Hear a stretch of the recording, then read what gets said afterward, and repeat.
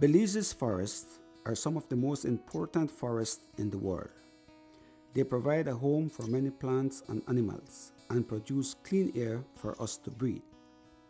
These plants and animals have been an important part of our everyday lives and culture for thousands of years. Over 70% of the Toledo district is covered with forests. This means that most of us who live here in Toledo live very close to it, but we have lost more than 16% of our forests in the last 30 years. We Belizeans are not separate from these forests. We are a part of them. We need them for our food, for our clean water, to build our homes, and even for our medicine. We need them for a healthy and happy life. The many different ways that we use and rely on the forest are made possible by the many different plants and animals that are found within the forest. This is known as biodiversity. Having many different plants and animals in the forest, in the savanna, and in the rivers is a good thing. We need biodiversity. For forests to grow and be healthy, they need as many different types of plants and animals in them as possible, because each different plant or animal has to play its role. When all of these different living things working together, we call their work an ecosystem. A forest is an ecosystem. A savanna is an ecosystem. A river is an ecosystem. But in every ecosystem, all of the plants and animals are linked together. They all depend on each other in some way. This is fragile, and if one type of plant or animal is removed, it can affect the whole ecosystem. You can imagine an ecosystem like an engine. They are both made of many parts working together. If one tiny part is not working properly, it might result in the whole thing not working.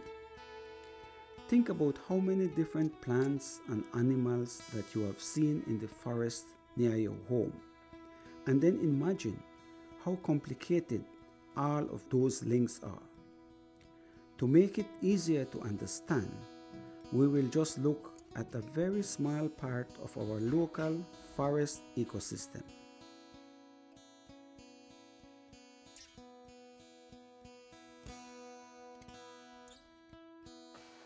Nakausari li shak li mokoch res di bangkil la kak imilka iut mukukahkita lo akin ko nakak ni mokoch kowi li shula ki na kushe mas tutsila mokoch iut nakakamsep li mokoch chinat li shul chikere chinah i kowi lo ahki shike chinah tisikbale kakim o kana khairu sil na linkat kakamsil li mokoch chinat rena kwanka mokoch chinat iut li shula bahki kwanka bahki chinat tishkush bar rena kwanka chit tirahlal so mas ushoke na kwah nintena kut kakamsita mas li mokoch chinat.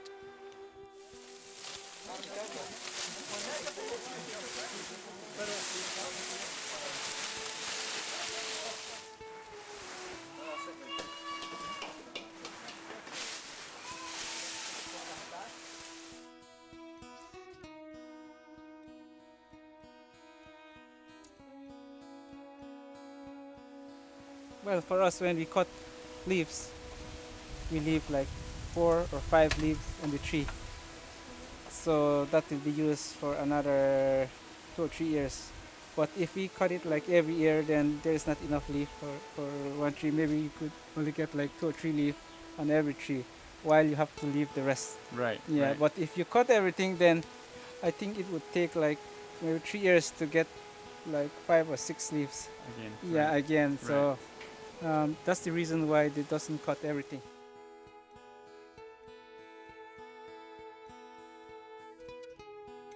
Cohune not germinate from the ground. It grow very slowly.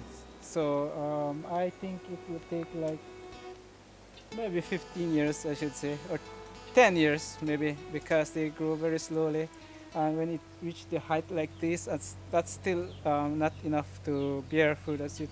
So until it reach to a height of maybe 10 feet above the ground, then at that time it have a lot of leaves, and then it start to bear flowers and then fruit. All right.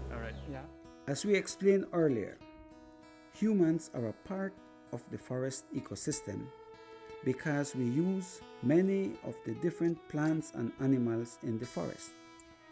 For example, Cohune for touching our roofs and Gibnut for our food.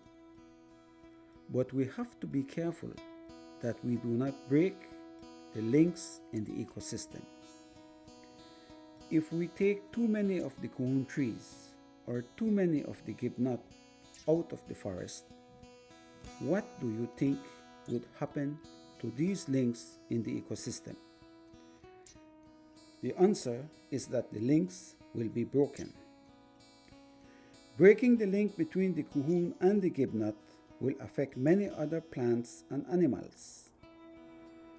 By breaking these links, we will threaten the survival of the forest. With a fast-growing human population, some villages will double in size within the next 10 years. We will need more land, more Cohune, and more Gibnut. We are in danger of breaking some of these links within our forest ecosystem without even realizing it. Slash and burn milpa and cutting all the leaves from the Cohune palm could result in less Cohune close to the villages. Leaves will start to cost more as we have to travel farther to cut them. We are losing forests around villages as they are converted to farmland. As a result, there are less and less places for Gibnuts to live and feed. When we combine this with too much hunting of Gibnut, we are again finding that we have to travel farther and farther to find Gibnut. Because of this, Gibnut meat will start to cost more. So, think back to the link between Cohune and Gibnut.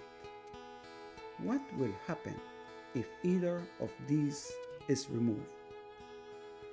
Cohune and Gibnut are just a small part of the whole ecosystem. There are thousands of other links which we humans can affect. We have a responsibility and a need to protect these links. We have a responsibility to allow our children to use these same forests for their food, for their clean water, for building their homes, and for traditional use.